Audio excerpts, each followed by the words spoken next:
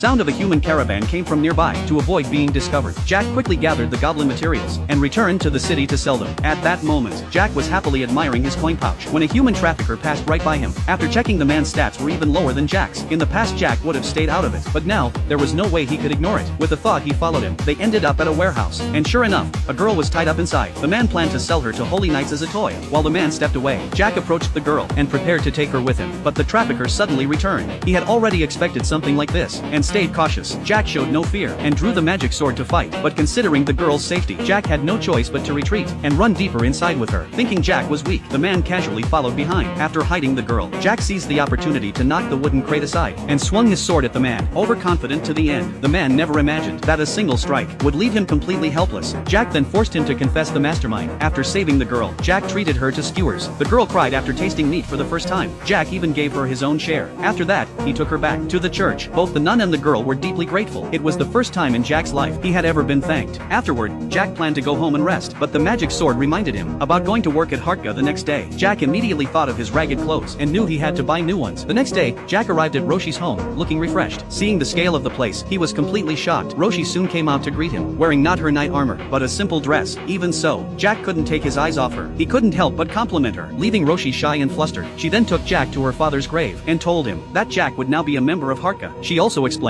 that her father died fighting the heavenly dragon, and that she now had to support the entire family. She hoped Jack could help her do that. As she spoke, Roshi extended her hand. Jack was about to shake it when he remembered his mind-reading ability. Panicking, he quickly changed the subject. Just then, the headmaid approached. Roshi stepped forward and introduced them. On the second day, Jack was trimming branches. After lunch, he was hungry again, probably because of gluttony. Before long, Roshi called for him. She invited Jack to afternoon tea, but Jack's mind was filled with meat. Before they could talk much, he passed out from hunger. When he woke up, he was already in his room. A letter lay beside him. It was from Roshi, expressing concern, telling him to rest tomorrow. At that moment, the magic sword explained the reason he had collapsed. Once gluttony activates, the desire to consume never stops. When hunger reaches the extreme, the eyes show obvious signs. Jack rushed to the mirror and saw his eyes glowing blood red. He immediately went out to hunt goblins. Goblins that once threatened him were now wiped out in droves with ease, but even that wasn't enough, so he headed toward the goblin nest. Despite being much stronger, it was still 1 slash per kill. Jack didn't know how much he needed to devour. All he could do was keep killing. Suddenly, the ground shook. A massive goblin king passed nearby. Its stats exceeded 20,000. Only slightly below Jack's. Victory was possible. Jack secretly followed behind. Seizing an opening, he struck decisively and cut off the Goblin King's arm, but the arm holding the weapon went on a wild rampage, leaving Jack no chance to attack again. At that moment, the magic sword told Jack to trust it. His body wasn't as fragile as he thought.